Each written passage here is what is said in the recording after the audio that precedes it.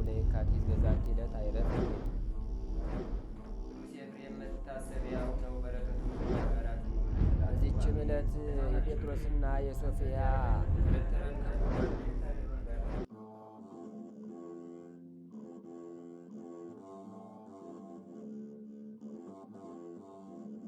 በስመ አብ ወወልድ ወመንፈስ ቅዱስ አሐዱ አምላክ አመ ዕስራሁ ለዘኔ በዛቲ ዕለት ኮነ ሕንጸታ ለቤተ ክርስቲያን ዘእግዝእትነ ቅድስት ድንግል ማርያም በሀገረ ቂሳርያ። አንድ አምላክ በሆነ በአብ በወልድ በመንፈስ ቅዱስ ስም ሰኔ 20 በዝች ቀን በኬልቄዶን አውራጃ በቂሳርያ አገር የእመቤታችን ቅድስት ድንግል ማርያም ቤተ ክርስቲያን ያለ እንጨት ያለ ጭቃና ውሃ በሦስት ደንጊያዎች በተወደደ ልጇ እጅ የታነጸችበት ነው። ልመናዋ በረከቷም ወንዶችና ሴቶች ባሮች ከሆንን ከሁላችን የክርስቲያን ወገኖች ጋር ይኑር ለዘላለሙ አሜን። ሰላም እብል ለእንተ ቤትኪ ህንፃ በሰላሳ አይባን እንዘ ይሃይፃ እንዘ ይሃፃ ማርያም ስብይት ለጽዮን በአንቀጻ እይተአቀም ባሕረ ጸጋኪ ወይቱ የሰን ቡሃፃ በሆፃ ወለእመኒ በእሳት እይትበላ እፃ። በዚችም ዕለት ከገልገል አውራጃ ለዓለሙት ከምትባል ቦታ የሆነው የሳፋጥ ልጅ ታላቁ ነቢይ ኤልሳዕ አረፈ። የዚህም ነቢይ መጠራቱ እንዲሆነ ኤልያስ አልፎ ሲሄድ የሳፋጥ ልጅ ኤልሳዕን በፊቱ 12 ጥምድ አስጠምዶ ሲያሳርስ አገኘው። እርሱም በእነዚያ የተሾመ ነበር። ኤልያስም ሄዶ መጎናጸፊያውን በላዩ ጣለበት። ኤልሳዕም ጥማዱን ትቶ ኤልያስን ተከተለው። ኤልሳዕም አባቴ እወድሃለሁ፣ አንተንም እከተላለሁ አለው። ኤልያስም ብላቴናዬ አድርጌሃለሁና ተመለስ አለው። እርሱም የኤልያስን ከመከተል ተመለሰ። 12ቱን ጥምድ በሬዎች ወስዶ አረደ። በላመ ፈጅ ጋኖችም ቀቅሎ ለሕዝቡ አቀረበላቸው። እነርሱም በሉ። ኤልያስንም ተከተሉት። ሄዶ ብላቴናውም ሆነ ብዙ ዘመናትም ሲያገለግለው ኖረ። ኤልያስም በሚያርግበት ጊዜ ኤልሳዕን ካንተ ተለይቼ ወደ ሰማይ ሳልወጣ አደርግልህ ዘንድ የምትሻውን ለምነኝ አለው። ኤልሳዕም በአንተ ያደረ ሀብተ መንፈስ ቅዱስ እጥፍ ሆኖ ይደርብኝ አለው። ኤልያስም ኤልሳዕን ድንቅ ነገርን ለመንከኝ፣ ነገር ግን ካንተ ተለይቼ ወደ ሰማይ ስወጣ ብታየኝ ይደረግልህ፣ ካንተ ተለይቼ ወደ ሰማይ ስወጣ ባታየኝ ግን አይሆንልህም አለው። ሁለቱም እየተነጋገሩ ሲሄዱ የእሳት ፈረስና የእሳት ሰረገላ መጣ። ወደ መካከላቸውም ገብቶ አራራቃቸው። ኤልያስም በመነዋወጥና በጥቅል ነፋስ እንደዚህ ወደ ሰማይ አረገ። ኤልሳዕም አይቶ የእስራኤል ኃይላቸውና ጽናታቸው አባ ብሎ ጮኸ። ከዚህ በኋላም ዳግመኛ አላየውም። ልብሶቹንም ከሁለት አድርጎ ከፈላቸው። ኤልያስም የኤልሳዕን መጠምጠሚያውን ጣለለት፣ በኤልሳዕ ራስ ላይም ወረደ። ኤልሳዕም ተመልሶ በዮርዳኖስ ባሕር ዳር ቆመ። በራሱ ላይ የወረደች የኤልያስንም መጠምጠሚያ ይዞ ውሃውን መታባት፣ ውሃውም አልተከፈለም። የኤልያስ ፈጣሪ ወዴት ነው? ይህስ እንዴት ነው አለ። ከዚህ በኋላም ውሃውን መታው፣ ውሃውም ተከፍሎ ወዲያና ወዲህ ቆመ። ኤልሳዕም ተሻገረ። በዚህም ኤልሳዕ የመንፈስ ቅዱስን ሀብት በእጥፍ እንደተቀበለ ታወቀ። ኤልያስም የወንዙን ውሃ 1 ጊዜ ከፈለ፣ ኤልሳዕ ግን 2 ጊዜ ከፈለ። ኤልያስ 1 ምውት አስነሳ፣ ኤልሳዕ ግን 2 ምውት አስነሳ። ከዚህም በኋላ ሄዶ ወደ ኢያሪኮ ገባ። የዚያች አገር ሰዎችም ጌታችን እነሆ እንደምታየን የዚች አገር ኑሮዋ ያማረ ነው፣ የአገሩ ውሃ ግን ክፉ ነው፣ ሴቶች ሲጠጡት ይመክናሉ አሉት። ኤልሳዕም ጨው ጨምራችሁ አዲስ ሸክላ አምጡልኝ አላቸው። እነርሱም አመጡለት። ኤልሳዕም ወደ ውሃው ምንጭ ሄዶ ያንን ጨው በውሃው ምንጭ ጨመረው። እንዲህም አላቸው፣ እግዚአብሔር እንዲህ ይላል፣ እርሱን ከመጠጣት የተነሳ የሚሞት እንዳይኖር የሚመክንም እንዳይኖር ይህን ውሃ አጣፈጥኩት። ከዚያች ቀን ጀምሮ እስከ ዛሬ ድረስ ኤልሳዕ እንደተናገረ ያ ውሃ ጣፋጭ ሆነ። ከዚያም አገር ወደ ቤቴል ወጣ። ሲወጣም ከከተማው ሲወጡ ታናናሽ ልጆችን በጎዳና አገኘ። እነርሱም አንተ ራሰ በራ ውጣ እያሉ ይዘባበቱበት ጀመር። ወደ ኋላው ተመልሶ ባያቸው ጊዜ የእግዚአብሔርን ስም ጠርቶ ረገማቸው። የዚያን ጊዜ 2 ድቦች ከዱር ወጥተው ከእነርሱ 42 ልጆችን ገደሉ። ከነቢያት ልጆች አንዲት ሴት ነበረች። ወደ ኤልሳዕም ጮኸች፣ ባሪያህ ባሌ ሞተ። ባሌ እግዚአብሔርን የሚፈራ ሰው እንደነበረ አንተ ታውቃለህ። ባለ ዕዳ 2ቱን ልጆችን ወስዶ ይገዛቸው ዘንድ መጣ አለችው። ኤልሳዕም አደርግልሽ ዘንድ ምን ትሻለሽ? በቤትሽስ ምን አለሽ? አላት። ዘይት ካለበት ማሰሮ በቀር ለእኔ ለባሪያ ምንም የለኝም አለችው። ሂደሽ ከጎረቤትሽ ሁሉ የሸክላ ዕቃና ባዶ ዕቃዎችን ተዋሺ፣ አታሳንሺ። ወደ ቤትሽም ገብተሽ በአንቺና በልጆችሽ ላይ ደጁን ዝጊ። በዚያ በሸክላ ዕቃም ዘይቱን ገልብጭው፣ የመላውንም አንስተሽ አኑሪው አላት። እርሷም ወደ ቤቷ ገብታ በልጆቿና በእሷ ደጃፎቿን ዘጋች። እነሱ ያቀርቡላት ነበር፣ እርሷም እየቀዳች ትገለብጥ ነበር። ከዚህ በኋላ ልጆቿን ዳግመኛ የሸክላ ዕቃ አቅርቡልኝ አለቻቸው። የሸክላው ዕቃ ሁሉ አለቀ፣ የለም አሏት። ከዚህ በኋላ ያም ዘይት ተገታ። እርሷም ሄዳ ለእግዚአብሔር ነቢይ ነገረችው። የኤልሳዕም ሂጂ፣ ይህን ዘይት ሽጠሽ ዕዳሽን ክፈይ፣ የቀረውን ዘይት ግን የልጆችሽን ሰውነትና ያንቺን ሰውነት አድኝበት አላት። ከዚህም በኋላ ኤልሳዕ በአንዲቱ ቀን ወደ ሱማን ሄደ። በዚያም አገር አንዲት ታላቅ ሴት ነበረች። ወደዚያ ከመሄድ ውሎ አድሮ ነበርና ይህ እህል ይበላ ዘንድ አቆመችው። ያችም ሴት ባሏን፣ እነሆ ይህ የእግዚአብሔር ነቢይ ቅዱስ ነው፣ ዘወትር በእኛ ዘንድ እያለፈ ይሄዳል። ትንሽ እልፍኝ እንስራለት፣ አልጋም እንዘርጋለት፣ መብራት የሚያበራበትም መቅረዝንና ወንበርን ጠረጴዛንም እናዘጋጅለት፣ ወደ እኛም በመጣ ጊዜ በዚያ ይደር አለችው። ከዚህም በኋላ በአንዲቱ ቀን ወደዚያ ገብቶ በእልፍኙ አደረ። ደቀ መዝሙሩ ግያዝንም ያችን የሱማን ሴት ጥራት አለውና ጠራት። እርሷም መጥታ በኤልሳዕ ፊት ቆመች። እነሆ ይህን ሁሉ ክብር አከበርሽኝ፣ ምን ላድርግልሽ? ከንጉሥ ዘንድ ከአለቃም ዘንድ ቢሆን ጉዳይ እንዳለሽ ንገሪኝ በላት አለው። እርሷም እኔስ በወገኖች መካከል እኖራለሁ አለችው። ምን ላደርግላት አለ። ለደቀ መዝሙሩ ግያዝም ልጅ የላትም፣ ባሏም ሽማግሌ ነውና የሚታዘንላት ሴት ናት አለው። ደግሞ ጥራት አለው። በጠራትም ጊዜ መጥታ በደጃፍ ቆመች። ኤልሳዕም የዛሬ ዓመት እንደ ዛሬ ልጅ ተወልጃለሽ አላት። እኔን አገልጋይህን ጌታዬ አታሰቅቀኝ አለችው። ከዚህም በኋላ ያቺ ሴት ጸንሳ ኤልሳዕ በነገራት ቀን በዓመቱ ወንድ ልጅን ወለደች። ያም ልጅ አድጎ ከአባቱ ጋር ወደ አዝመራው መጣ። አባቱን ራሴን አለው። የሕፃኑም አባት ብላቴናውን ወደ እናቱ አስገባው አለው። ብላቴናውም ያንን ልጅ ወደ እናቱ አስገባው። እናቱም እስከ ቀትር በጉልበቷ ላይ አስተኛችው። ከዚህም በኋላ በሞተ ጊዜ አውጥታ በእግዚአብሔር ነቢይ አልጋ ላይ አስተኛችው።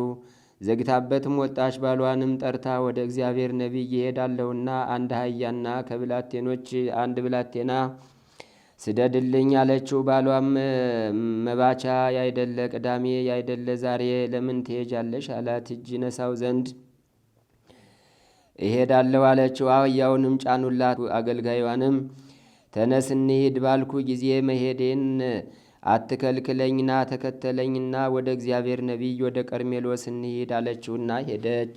ኤልሳዕም ያችን ሴት ስትመጣ ባያት ጊዜ ብላቴናው ግያዝን ያቺ ሴት ሱምናማዊቷ ሴት ናት፣ አሁንም ሩጠ ሂደ ተቀበላት፣ ደህና ነሽን? ባልሽስ ደህና ነውን? ልጅሽስ ደህና ነውን? በላት አለው። እርሷም ደህና አለች። ወደ ኤልሳዕም ዘንድ ወደ ተራራው ደርሳ እግሩን ያዘችው። ግያዝም ሊከለክላት መጣ። ኤልሳዕም ሰውነቱ አዝናለችና ተዋት፣ እግዚአብሔር ግን ነገሩን ሰውሮኛልና አልነገረኝም አለው። አታሰቅቀኝ ያልኩ አይደለምን? በውኑ እኔ ከአንተ ከጌታዬ ልጅን የለመንኩት መለመን አለን አለችው። ኤልሳዕም ግያዝን ወገብህን ታጠቅ፣ በትሬንም በእጅ ይዘህ ሂድ፣ ሰውም ብታገኝ እንዴት ነህ አትበለው፣ እንዴት ነህ ቢልህም አትመልስለት፣ በትሬንም በሕፃኑ ግንባር ላይ አስቀምጣት አለው። የዚያም ሕፃን እናት እንዳልተውህ ያው እግዚአብሔርን በረከትህን አለችው። ኤልሳዕም ተነስቶ አብሯት ሄደ። ግያዝም በፊታቸው ይሄድ ነበር። ሮጦም ቀደማቸው፣ በትሩንም በዚያ ልጅ ግንባር ላይ ጣላት። ነገር ግን አልሰማውም፣ አልተናገረም። ግያዝም ተመልሶ ኤልሳዕን ተቀብሎ ያ ልጅ አልተነሳም አለው። ኤልሳዕም ወደ ቤት ገብቶ ሕፃኑን ሙቶ በአልጋ ላይ ተኝቶ አገኘው። በሁለታቸውም ላይ ደጃፉን ዘግቶ ወደ እግዚአብሔር ጸለየ። ወደ አልጋውም ላይ ወጥቶ በዚያ ሕፃን ላይ ተኛ። አፉንም በአፉ ላይ፣ ዓይኖቹን በዓይኖቹ ላይ፣ እጆቹንም በእጆቹ ላይ አድርጎ በላዩ ላይ ተኛ። የዚያም ልጅ ሰውነት ሞቀ። ከዚህም በኋላ ተነስቶ በቤቱ ውስጥ ወዲህና ወዲህ ተመላለሰ። ዳግመኛም ወጥቶ በዚያ ልጅ ላይ ተኛ። እስከ 7 ጊዜ እንዲህ አደረገ። ከዚያም በኋላ ያ ልጅ ዓይኑን ገለጠ። ኤልሳዕም ግያዝን ጠርቶ ያችን ሱናማዊት ሴት ጥራት አለው። ጠርቷትም ወደ እርሱ ገባች። ኤልሳዕም እነሆ ልጅሽን ውሰጂ አላት። እርሷም ከእግሩ ላይ ወድቃ ሰገደችለት። ልጇንም ይዛ ወጣች። የሶርያ ሰው ንዕማንም ወደ እርሱ በመጣ ጊዜ በዮርዳኖስ ውሃ ከለምጹ አዳነው። ንዕማንም ብዙ እጅ መንሻ ወርቅና ብር ልብሶችንም አመጣለት። ከእርሱም ምን አልወሰደም። ደቀ መዝሙሩ ግያዝም ተደፋፍሮ ንዕማንን ተከተለው። ምክንያትም ፈጥሮ ንዕማንን እንዲህ አለው፣ ከኤፍሬም አገር ከነቢያት ልጆች 2 ሰዎች መጥተውብኛልና 1 መክሊት ብርና 2 ልብሶች ስጣቸው ብሎሃል አለው። ንዕማንም 2 መክሊቶችንና 2 ልብሶችን ሰጠው። ኤልሳዕም ግያዝ ያደረገውን አውቆ ረገመው። የንዕማንም ለምጽ ገንዘብ ወዳጅ በሆነው በግያዝ ላይ ተመለሰ። በሰማርያም ረሃብ ጸና። ከሶርያ ሰዎች የተነሳ የአህያ መንጋጋ በ50 ወቄት ብር እስኪለወጥ ድረስ ኩስሃ ርግብም የድርጎ 4ኛ በ5 ብር እስቲሸመት ድረስ በሀገራቸው የሶርያ ሰዎች ሰፍረው ተቀመጡ። በዚህ ነቢይ ጸሎትም በአንዲት ቀን ረሃቡ ተለወጠ፣ ጥጋብም ሆነ። በዘመኑም ብዙ ድንቆችና ታምራቶችን አደረገ። በሞተም ጊዜ በመቃብር ውስጥ አኖሩት። በዚያም ወራት የሞዓብ ሰዎች አገራቸውን ከበቡ። ይቀብሩም ዘንድ ሌላ ሰውን አመጡ። አደጋ ጣዮችንም ባዩ ጊዜ የዚያን ሰው ሬሳ በኤልሳዕ መቃብር ላይ ጣሉት። የዚያም ሰው ሬሳ በኤልሳዕ አጽም ላይ ወረደ። የኤልሳዕንም አጽም በነካው ጊዜ ያ በድን ድኖ በእግሮቹ ቆመ። ይህም ነቢይ በ4 ነገሥታት ዘመን ትንቢት ተናገረልህም የኢዮርአም፣ አካዝያስ፣ ኢዩና ዮአስ ናቸው። የትንቢቱም ዘመን ከ50 ዓመት በላይ ነው። ክብር ይግባውና ጌታችን ኢየሱስ ክርስቶስ ወደ ዓለም ከመምጣቱ አስቀድሞ ትንቢት ተናገረ። ከዚህ በኋላም በሰላም አረፈ። ለእግዚአብሔርም ምስጋና ይሁን፣ እኛንም በጸሎቱ ይማረን፣ በረከቱም ከእኛ ጋር ትኑር ለዘላለሙ አሜን። ሰላም ለኤልሳዕ እምኀበ ኤልያስ ዘሰአለ ካዕበ መንፈስ ቅዱስ አመሰመየ ተለአለ ወበዝንቱ ረኪቦ አብየ ኃይለ ክልኤተ ጊዜ አንስኦም ሙታን ክህለ ወክልኤተ ጊዜ ፈለገ ከፈለ። በዚችም ዕለት የሰማዕት አርጣልስና የሚናዝ ዘቡፍር መታሰቢያቸው ነው። በረከታቸውም ከእኛ ጋር ትኑር ለዘላለሙ አሜን። አንድ አምላክ በሚሆን በአብ በወልድ በመንፈስ ቅዱስ ስም ሰኔ 21 በዚች ዕለት የአዳምና የዘሩ የድህነት የተደረገባት አምላክን የወለደች የእመቤታችን ቅድስት ድንግል ማርያም የታላቁ በዓል መታሰቢያና በዓለም ሁሉ የቤተ ክርስቲያን መታነጽ መታሰቢያ ነው። ዳግመኛም በዚች ቀን ከምስር አገር ቅዱስ ጢሞቴዎስ በሰማዕትነት ሞተ።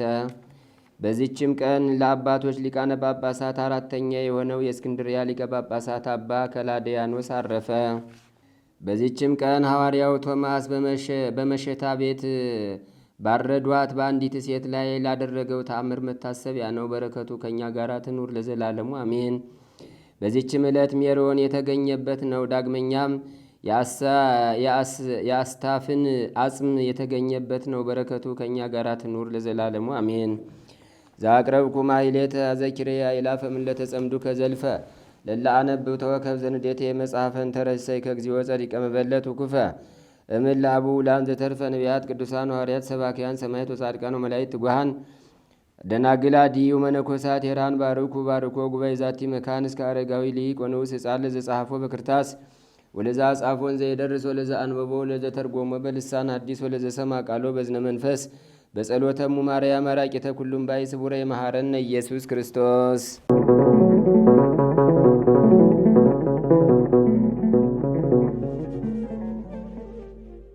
ታምሪሃ ለእግዝእትነ ቅድስት ድንግል በክሌ ማርያም ወላዲተ አምላክ ጸሎታ ወበረከታ ወምህረተ ፍቁር ወልዳ ያሉ ምስለ ኩልነ ህዝበ ክርስቲያን ለዓለም ዓለም አሜን። ልመናዋ ክብሯ በእኛ ለዘላለም በሆነ የተደርብንና አምላክን የወለደች በድንጋሌ ስጋ በድንጋሌ ነፍስ የጸናች ክብርት እመቤታችን ያደረገችው ተአምር ይህ ነው። የአብይ ንጉሥ ሀገር በምትሆን በከበረች ኢየሩሳሌም እመቤታችን ያደረገችውን ተአምር ሚስጥር ይህ ነው። የሮም ሰዎች፣ የግብፅ ሰዎች ሁሉ፣ የአፍንጅም፣ የእስክንድሪያም፣ የሶሪያ፣ የገላትያ ሰዎች በሚሰግዱበት ውስጥ የእመቤታችን ስዕል ነበረችና የራሳቸውን ክንብንብ ሳይገልጡና ጫማቸውን ከእግራቸው ሳያወልቁ ወደዚች ስዕል ይገቡ ነበር። የኢትዮጵያም ሰዎች እነዚህ ትዕቢተኞች ራሳቸውን ተከናንበው እግራቸውን ተጫምተው ወደዚች ስዕል ሲገቡና ሲወጡ አይተው እንደ ግብፃውያን ክፉውን ልማድ አደረጉ። ወደዚችም ስዕል ጫማ አድርገው ገቡ። ስለዚህም ነገር የእመቤታችን ልቧ አዘነ። ከኢትዮጵያም ለሄዱ ሰዎች በስዕሏ ላይ አድራ ተገልጻ ተነጋገረቻቸው። እኔ ቃል ኪዳኔ አስራት የኢትዮጵያ ሰዎች መታሰቢያሽን ዝክርሽን ያደርጉ ዘንድ ተገዢዎችም ልጆች ሊሆኑሽ ዘንድ እነሆ ሰጠውሽ ብሎ ልጄ እናንተን የሰጠኝ የርስት ጉልቴ ስላችሁ እንደ ግብፃውያን ሰዎች ልማድ ወደ እኔ ስዕል ጫማ ተጫምቻችሁ የምትገቡ መራራ ትምህርትና ክፉ ምግባር እንደምን አደረጋችሁ አለቻቸው። ይህንን ብላ የኢትዮጵያውያን ሰዎች ከስዕሏ በወጣ ጊዜ ገሰጸቻቸው። ከዚያችም ቀን ወደዚህ የግብፅን ሰዎች ልማድ ተው፣ በትዕቢት አካሄድ በጫማ ወደዚህ ስዕል አትግቡ። የሮም ሰዎች በሚሰግዱበት ቦታ በኢየሩሳሌም ያች ስዕል ትኖራለች። አምላክን የወለደች በድንጋሌ ስጋ በድንጋሌ የጸናች የክብርት እመቤታችን ስዕል ወዳለችበት ቦታ ከእስክንድሪያ፣ ከሮም፣ ከግብፅ ሰዎች ቢሆን ከዚያ ቀን ወዲህ በጫማ ሆኖ የገባ የለም። ልመናዋ ክብሯ የእመቤታችን የቅድስት ድንግል ማርያም አማላጅነት ይደርብን፣ አሜን። በስመ አብ ወወልድ ወመንፈስ ቅዱስ አሃዱ አምላክ አሜን። ክቡራን ሊቃውንተ ቤተ ክርስቲያን፣ አዕይንተ እግዚአብሔር ካህናት፣ መምህራን፣ የሰንበት ትምህርት ቤት ዘማሪያን፣ እግዚአብሔርን የምትወዱ እግዚአብሔር የሚወዳችሁ የእግዚአብሔር ቤተሰቦች፣ የእናታችን የአማናዊት የቅድስት ድንግል ማርያም የቃል ኪዳን ያደራ የአስራት የበኩራት ልጆች ምስጋና የባህሪው የሆነ የምስጋና ባለቤት ቅዱስ እግዚአብሔር ስለማይነገር ስጦታው ስሙ ለዘላለም የተመሰገነ ይሁን። አምላክን በድንግልና ጸንሳ በድንግልና የወለደች የአምላክ እናት ወላዲት አምላክ ድንግል ማርያም ስሟ ልጇ ወዳጇ ፈጣሪዋ በሰጣት መሰረት የተመሰገነች ትሁን። አሜን በሉ እንጂ እንኳን አደረሳችሁ። አመስግኑ እግዚአብሔርን እልል ብላችሁ። እግዚአብሔር ሲናገር ማየት የማይችሉ አይኖች ያያሉ። እግዚአብሔር ሲያስተምር መስማት የማይችሉ ጆሮዎች ይሰማሉ። እግዚአብሔር ሲናገር መራመድ መንቀሳቀስ የማይችሉ እግሮች ሁሉ ይራመዳሉ፣ ይንቀሳቀሳሉ። እግዚአብሔር ሲያስተምርና ሲመክር በበሽታ በደዌ በሕማም በመከራና በስቃይ ያለን ሰዎች ሁሉ ነፃ እንወጣለንና ክብርና ምስጋና አምልኮትና ውዳሴ ለስም አጠራሩ ይሁን። አመስግኑት እግዚአብሔርን። እንደ መነሻ የምናደርገው በዚህ በኦሪት ዘጸአት ምዕራፍ 25 ከቁጥር 8 ላይ ወትገብር ሊተ መቅደሰ ወአሐድር በማእከሎሙ ይላል። በመካከላቸው አድር ዘንድ ቤተ መቅደስን ስሩልኝ ይላል። እስኪ ሁላችሁም በመካከላቸው በሉ። አይሰማም? አድር ዘንድ መቅደስን ይስሩልኝ። ይህንን የተናገረው የቃሉ ባለቤት የሆነው እግዚአብሔር ነው። የተነገረው ለነቢዩ ለሙሴ የተነገረ ቃል ነው። በመካከላቸው አድር ዘንድ ቤተ መቅደስን ይስሩልኝ ተብለው የተጠየቁ ደግሞ እስራኤል ዘስጋ ናቸው። ቤተ መቅደስን በኦሪቱም ስናይ በሐዲስ ኪዳኑም ስናይ የቀጠለ ቤተ መቅደስ አለ፣ ያልቀጠለ ቤተ መቅደስ አለ። የፈረሰ ቤተ መቅደስ አለ፣ ያልፈረሰም ቤተ መቅደስ አለ። እግዚአብሔር የሚመለክበት፣ እግዚአብሔር የሚመሰገንበት፣ ምስጋና የሚቀርብበት የእግዚአብሔር አምልኮት የሚፈጸምበትና ጸሎት የምናደርግበት ነው ቤተ መቅደሱ። በዚህም መሰረት ቅዱሳን መላእክት በአንድ ላይ ተሰብስበው እግዚአብሔርን ያመልኩ ነበረ። ምን እያሉ? ቅዱስ ቅዱስ ቅዱስ እያሉ እግዚአብሔርን ያመሰግኑ ነበረ። ያ የሚያመሰግኑበት አንድ ላይ ተሰብስበው ምስጋና የሚያቀርቡበት፣ አምልኮት የሚያቀርቡበት፣ ጸሎት የሚያቀርቡበት ቤተ ክርስቲያን ወይም ቤተ መቅደስ ተብሎ ይጠራ ነበረ። ያ ቤተ መቅደስ መላእክት የሚያመሰግኑበት፣ መላእክት እግዚአብሔርን የሚያመልኩበትና ስርዓት አምልኮቱን የሚፈጽሙበት፣ ቅዳሴ መላእክት ያቀርቡበት ቤተ መቅደስ የቀጠለ ነው። ሰማይም ዘወትር ቅዱስ ቅዱስ እያሉ የሚያመሰግኑበት ቤተ መቅደስ ነው። ከዚያም አልፎ ደግሞ መስዋዕት የሚቀርብበት ቤተ መቅደስ አለ። ንጹህ መስዋዕት የሚቀርብበት ቤተ መቅደስ አለ። ይህ መስዋዕት የሚቀርብበት ቤተ መቅደስ ለእግዚአብሔር ሕዝቡ ስርየት ለማግኘት ኃጢአቱንና በደሉን ከኃጢአቱና ከበደሉ ለመንጻት የኃጢአቱና የበደሉ ማሰሪያ እንዲፈታለት ሕዝቡ ወደ ቤተ መቅደሱ መስዋዕቱን ይዘው ይሄዱ ነበረ። ሊቀ ካህኑ መስዋዕቱን ተቀብሎ ያሳርገው ነበረ። ያሳርጉበት የነበረው ቤተ መቅደስ አልፏል። ምክንያቱም ያ ቤተ መቅደስ ኃጢአት ብቻ የሚሰረይበት እንጂ ልጅነት የማይሰጥበት ስለነበረ ያ ቤተ መቅደስም የኦሪቱ ቤተ መቅደስ ስለነበረ አማናዊው ሥጋ ወልደ እግዚአብሔርና አማናዊው ደመ ወልደ እግዚአብሔር የማይቆረስበትና የማይፈስበት ያልፈሰሰበትና ያልተቆረሰበትም ስላልነበረ ያ ቤተ መቅደስ አልፏል። ለምሳሌ ስንመለከት አቤል መስዋዕት ይሰዋበት የነበረው መስዋዕት፣ ለእግዚአብሔር ያቀርብበት የነበረው መስዋዕት፣ ሌሎችም እንደዚሁ የቀደሙት አባቶች አበው ብለን ቀደምት አበው ብለን የምንጠራቸው እነ አብርሃም እነ ይስሐቅ እነ ያዕቆብ ይሰውበት የነበረው ቤተ መቅደስ ሁሉ አልፏል። ከዚያም በዘመነ ነገስታት፣ በዘመነ መሳፍንት፣ በዘመነ አበው በነ ሙሴ ዘመን የነበረው በነ ዳዊት ቤተ መቅደስ የነበረው ሁሉ ሲናገሩበት የነበረው ያ ቤተ መቅደስ አለፈና አማናዊ ቤተ መቅደስ ዛሬ ተመሰረተ። ተመልከቱ። ይህ የመጀመሪያ አማናዊቷ ቤተ መቅደስ አማናዊት ድንግል ማርያም ናት። ደስ ይበላችሁ ምእመናን። ይህች ቤተ መቅደስ የማትፈርስ ቤተ መቅደስ ናት። መጽሐፍ እንዲህ ብሎ ይናገራታል። መቅደስ ዘኢትትነሰት ይላታል። የማትፈርስ ቤተ መቅደስ አላት። ማንንን ተናገሩ? የማትፈርስ ቤተ መቅደስ ማን ናት? አረ ከፍ አድርጋችሁ ተናገሩ። እመቤታችን በሉ እስኪ። ምን ያሳፍራችኋል ምእመናን? በድንግል ማርያም የሚያፍር አለ እዚህ ውስጥ እንዴ? እስኪ አመስግኗት እልል ብላችሁ። ይህች ቤተ መቅደስ ቀድመው ነቢያት የተናገሩላት፣ ነቢያት በትንቢታቸው በመዝሙራቸው በዝማሪያቸው በምስጋናቸው እያስገቡ ይዘምሩላት የነበረችው ቤተ መቅደስ ድንግል ማርያም ግን የቀጠለች ቤተ መቅደስ ለዘላለም የምትኖር ቤተ መቅደስ ናት። ቤተ መቅደስነቷ ለአማናዊው ቤተ መቅደስ ለኢየሱስ ክርስቶስ ቤተ መቅደስ ሆና የተመረጠች። መጽሐፍ እንዲህ ይላታል። ቀደሰ ማኅደረ ልዑል፣ ልዑል ማደሪያውን ሰራ፣ ልዑል ማደሪያውን አዘጋጀ። ቀደሰ ማኅደረ ልዑል እግዚአብሔር ውስተ ማእከላ ይትታወክ፣ እግዚአብሔር በመካከሏ ይዞራል ይንቀሳቀሳል፣ ግን አይታወክም ይላል። እግዚአብሔር ውስተ ማእከላ ወይረዳ እግዚአብሔር ፍጽመ፣ ፈጽሞም እግዚአብሔር ይረዳታልና መቅደሱ አድርጓታል። ቤተ መቅደሱንም ይጠብቃል።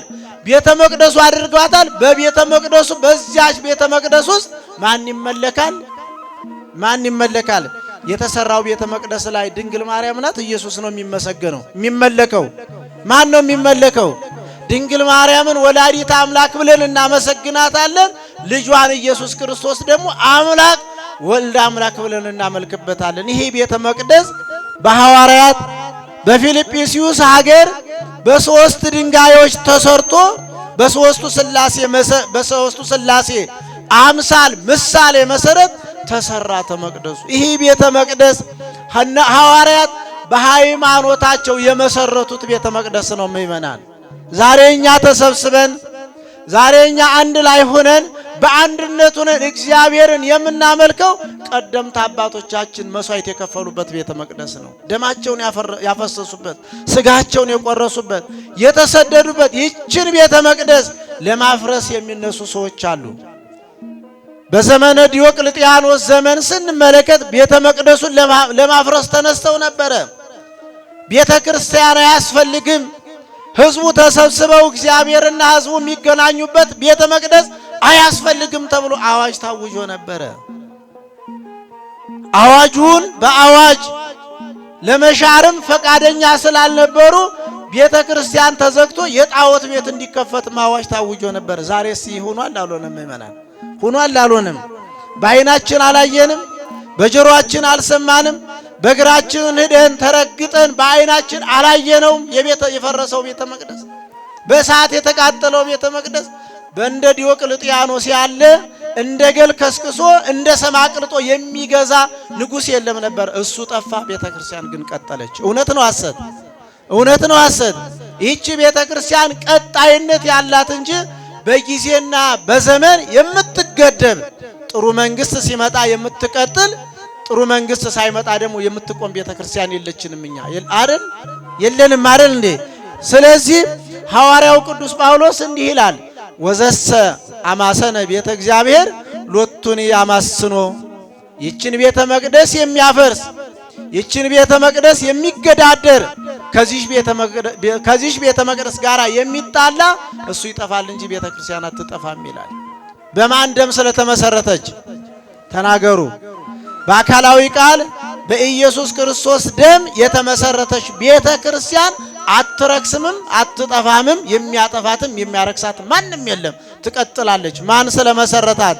ንጉሠ ነገሥቱ ኢየሱስ እናፈርሳለን ብለው ከተነሱ ነገሥታት በላይ ንጉሠ ነገሥት የሆነው ኢየሱስ ክርስቶስ ስለነገሰባት፣ ቤተ መቅደሱ ስላደረጋት፣ ማደሪያው ስላደረጋት፣ በሱ በአንድነት በሱ አምላክነት የተመሰረተች ቤተ ክርስቲያን ማንም ኃይለኛና ጉልበተኛ ቢመጣ የማትፈርስ ቤተ ክርስቲያን ናት።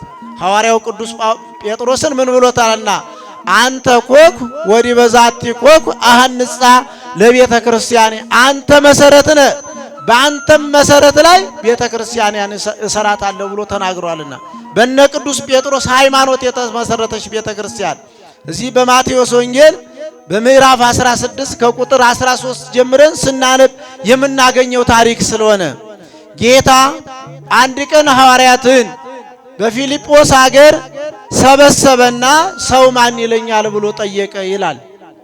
ሐዋርያቱን ሰብስቦ ነው እንግዲህ እነሱ ዓለምን እንዲያስተምሩ፣ አልጫውን ዓለም እንዲያጣፍጡ፣ የጨለመውን ዓለም ብርሃን እንዲያደርጉ፣ ያላመነውን ሕዝብ እንዲያሳምኑ፣ ያልተጠመቀውን ሕዝብ እንዲያጠምቁ፣ ወደ ቤተ ክርስቲያን የማይመጣውን ሕዝብ ወደ ቤተ ክርስቲያን እንዲያመጡ፣ ወንጌልን እንዲሰብኩ ክርስቶስ ስልጣን ሰጥቷቸዋል፣ አሰማርቷቸዋል።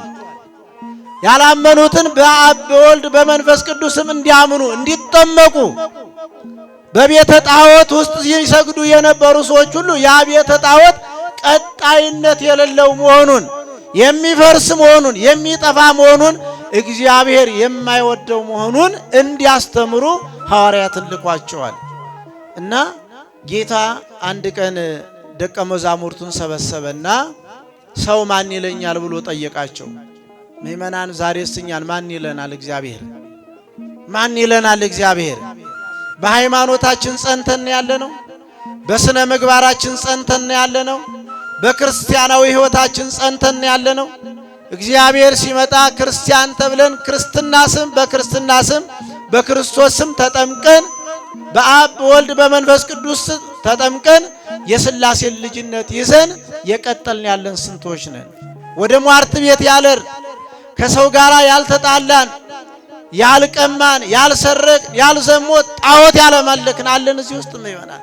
እግዚአብሔር በምህረቱና በቸርነቱ ስለሚሰበስበን ነው እንጂ በእኛም ኃጢአት እንኳን እግዚአብሔር ፊት ሰው ፊት መቅረብ አንችልም። እንችላለን። የማን ምህረት የበዛ ስለሆነ ነው በዚህ ምን ሰበሰበው። የማን ቸርነት ስለሚጠብቀን ነው እዚህ ቦታ ያለ ነው? የእግዚአብሔር ምሕረት ስላለ ነው። ስለዚህ እያንዳንዳችን እግዚአብሔር ሲጠይቀን ምላሽ እንዳናጣ በሃይማኖታችን ልንጸና ያስፈልጋል። ምእመናን ሃይማኖት መከራ ያለበት ነው። የኛ ሃይማኖት እኛ የምንከተለው ኦርቶዶክስ ተዋሕዶ ሃይማኖት የምንሞትበት እንጂ የምንገልበት አይደለም። ነው አይደል? እውነት ነው። የምንሞትበት እንጂ የምንገልበት ነው እንዴ? የተራበ የምናበላበት እንጂ የተራበውን የምንገፋበት አይደለም። የወደቀውን የምናነሳበት፣ የተሰበረውን የምንጠግንበት፣ የራቀውን የምናቀርብበት እንጂ የምናሳድድ ሃይማኖት የለንም። ያሳዳጅ ሃይማኖት እኛ የለንም። እውነት ነው አይደል? እውነት ነው አይደል እንዴ? ስለዚህ ጌታ ሰው ማን ይለኛል ብሎ ጠየቃቸው። ሲጠይቃቸው ግማሾቹ ሕዝብ አካባቢው ማህበረሰብ የአካባቢው ሕዝብ መቼም ሙት ሲያነሳ እያዩ፣ ለምጽ ሲያነሳ እያዩ፣ አይነ ስውር አይኑን ሲያበራ እያዩ ኤልያስ ነህ የሚሉም አሉ። መጥምቀ መለኮት ዮሐንስ ነህ የሚሉም አሉ። ከዚያም እነ ኤርምያስ ነህ እነ ሙሴ ነህ ሌሎችንም ነቢያት ነህ እያሉ የሚሉ የሚናገሩ አሉ ብለው የመንደሩን፣ የአካባቢውን፣ የቀበሌውን፣ የሰፈሩን፣ የቀየውን ወሬ ነገሩት። ተመልከቱ። እሱ ግን የኤልያስ አምላክ ነው፣ የዮሐንስ አምላክ ነው፣ የኤርምያስ አምላክ ነው፣ የሌሎችም አምላክ ነው፣ የሁሉ አምላክ ነው። እግዚአብሔር ንጉሠ ነገሥት ነው፣ ፈጣሪ ዓለማት ነው፣ መጋቢ ዓለማት ነው፣ ሁሉን የሚመግብ ሁሉን የሚገዛ ነው። እነ ኤልያስ ሙት ቢያነሱ በክርስቶስ ስም ነው። እነ ኤልሳ ሙት ቢያነሱ በእግዚአብሔር ስም ነው።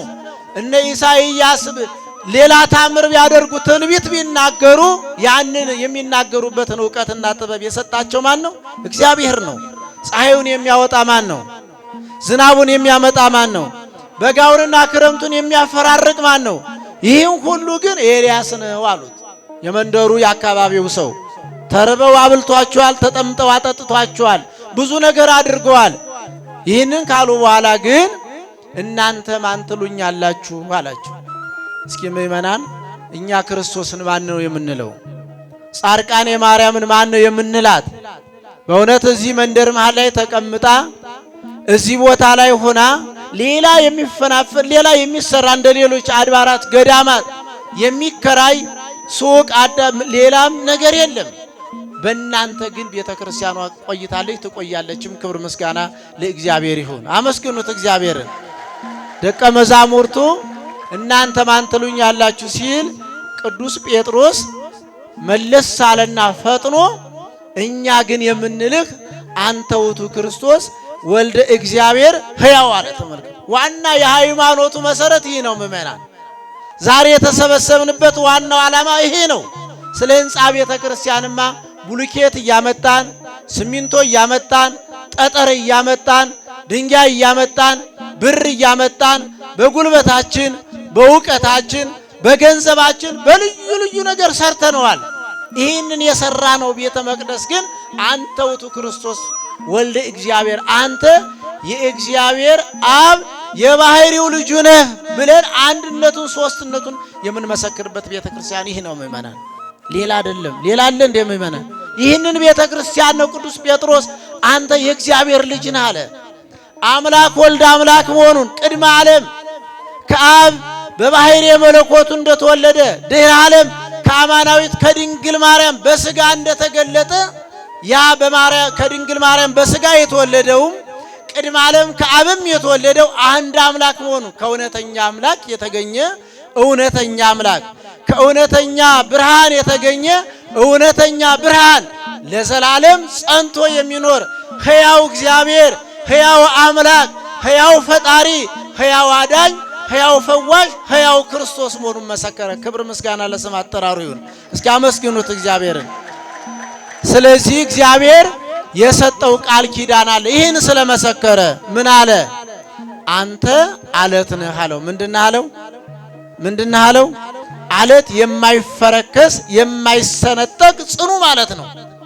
አንተ አለት ማለት ቅዱስ ጴጥሮስን አንተ አለት ነህ አለና ሾመው። በሃይማኖቱ በሹሞቱ አለት አለው። በአንተ ሃይማኖትነት ቤተ ክርስቲያኔን እሰራታለሁኝ አለ። ምን እሰራታለሁ አለ?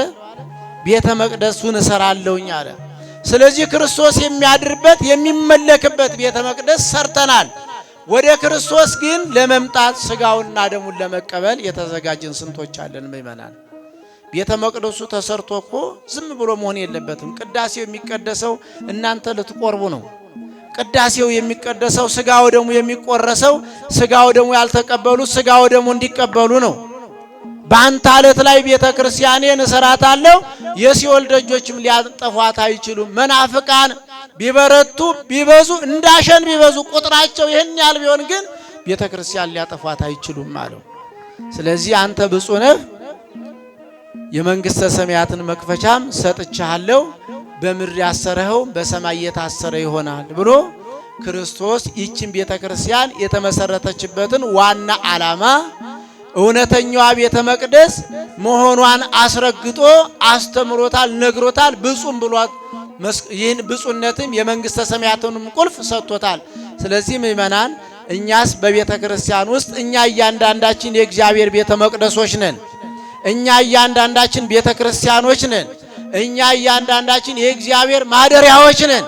ነገር ግን የእግዚአብሔር ማደሪያ ሆነን ሰውነታችንን በቅድስናና በንጽህና የያዝን ስንቶች ነን? ስንቶች እንሆን ምእመናን? እመቤታችን ድንግል ማርያምን ዛሬ በረከቷን ለማግኘት የእናትነቷን ፍቅር ለማግኘት በሷ ስም የተሰራውን ቤተ መቅደስ መታሰቢያ በማድረግ እዚህ ቦታ ተሰብስበናል። የድንግል ማርያም ልጆች ግን ስንቶች ነን ምእመናን? ድንግል ማርያም እኮ የፍቅር እናት ናት አይደል እንዴ? እውነት ነው አይደል? የምን እናት ናት ድንግል ማርያም? እስኪ አመስግኗት እልል ብላችሁ። አንቺ እኮ ከሴቶች መካከል ሁሉ ተለይተሽ የተባረክሽ ነሽ ተብላ የተነገረች መርገመ ስጋ መርገመ ነፍስ የሌለባት በረከተ ስጋ በረከተ ነፍስን በማማለድ የምታሰጥ የእግዚአብሔር ማደሪያው እግዚአብሔር ከርሷ ጋር የሆነ በነገደ ካም በነገደ ያፌት በነገደ ሴም የምትመሰገን እመቤታችን ድንግል ማርያም የሷ ማደሪያ የሷ ቤተ መቅደስ በሷ ስም የተሰራውን ቤተ መቅደስ ምክንያት አድርገን ዛሬ ተሰብስበን ለሷ ግን የምንሰጠው ፍቅር ምን ያህል ነው ምእመናን? ምን ያህል ነው ፍቅሩን የምንሰጠው? ፍቅር የላችሁም ለእመቤታችን? አይዟችሁ ፈዛችኋል መሰለኝ። ስለዚህ እኔም ብዙ ሰዓትም መውሰድም ስለሌለብኝ ወደ እመቤታችን ታምር ከገባን ተናግረን የማንጨርሰው ብዙ ነገር ሊኖር ስለሚኖር እኔ እዚህ ላይ አቆማለሁ። እግዚአብሔር ከሁላችን ጋር ይሁን። አምላካችን ኢየሱስ ክርስቶስ የሰማነውን በዝን ልቡናችን ይጻፍብን፣ ከቅዱሳን ረድኤት በረከት ያሳትፈን፣ ሰላም ቀን ያውለን፣ በዓሉን የበረከት በዓል ያድርግልን። አምላካችን ቅድስት ተዋሕዶ ሃይማኖታችን አስፋልን፣ ምእመናንን በሃይማኖት አበርታልን። የሰላም አምላክ ሰላምን ስጠን። ቀኑን ባርከ ቀድሰ በሰላም አውለን። አቡነ ዘበሰማያት ይትቀደስ ስምከ ትምጻእ መንግሥትከ ወይኩን ፈቃድከ በከመ በሰማይ ከማሁ በምድር ሲሳየነ ዘለለ ዕለትነ ሀበነ ዮም ወኅድግ ለነ አበሳነ ወጌጋየነ ከመ ንሕነኒ ንኅድግ ለዘአበሰ ለነ ኢታብአነ እግዚኦ ውስተ መንሱት አላ አድኅነነ ወባልሐነ እምኩሉ እኩይ እስመ ዚአከ ይእቲ መንግሥት ኃይል ወስብሐት ለዓለመ ዓለም። በሰላመ ቅዱስ ገብርኤል መልአክ ኦ እግዝእትየ ማርያም ሰላም ለኪ ድንግል በሕሊናኪ ወድንግል በሥጋኪ እመ እግዚአብሔር ጸባኦት ሰላም ለኪ ቡሩክት አንቲ እምአንስት ወቡሩክ ፍሬ ከርስኪ ተፈሥሒ ፍሥሕት ኦ ምልዕተ ጸጋ እግዚአብሔር ምስሌኪ ሰአሊ ወጸልይ ምህረታ በፍቅር ወልድኪ ኢየሱስ ክርስቶስ ከመ ይሥራይ ለነ ኃጣውኢነ ተማኅፀነ ብኪ ኦ ተወካፌ ንስሐ ወሰራይ ኃጢአት ኢየሱስ ክርስቶስ ስረይ ኃጢአትየ ወኃጢአተ ኩሉ ሕዝብ ከማይሠራ ኃጢአት እግዚአብሔር ይፍታ። ንቁ ሚዲያ ለተመልካቾቹ ከሚያደርሳቸው ዕለታዊ ሳምንታዊና ወርሃዊ ዝግጅቶች መካከል የየዕለቱን ስንክሳር ወርሃዊና ዓመታዊ የቅዱሳን ገላትና ድርሳናትን በኢትዮ ማህበር የዩቲዩብ ቻናል ያቀርባል። የየዕለቱን ስንክሳር ባሉበት ሆነው በማድመጥ እንዲሁም ወርሃዊና ዓመታዊ የቅዱሳንን ዜና ሕይወታቸውን በማድመጥ ከቅዱሳኑ በረከትና ረድኤት እንዲያገኙ ንቁ ሚዲያ የሁል ጊዜ ምኞቱ ነው። በየዕለቱ የሚለቀቁ ዜና ቅዱሳንን ላይክ፣ ሼርና ሰብስክራይብ በማድረግ አገልግሎቱን ይደግፉ። ንቁ ሚዲያ ርቱ የቤተ ክርስቲያን ልሳን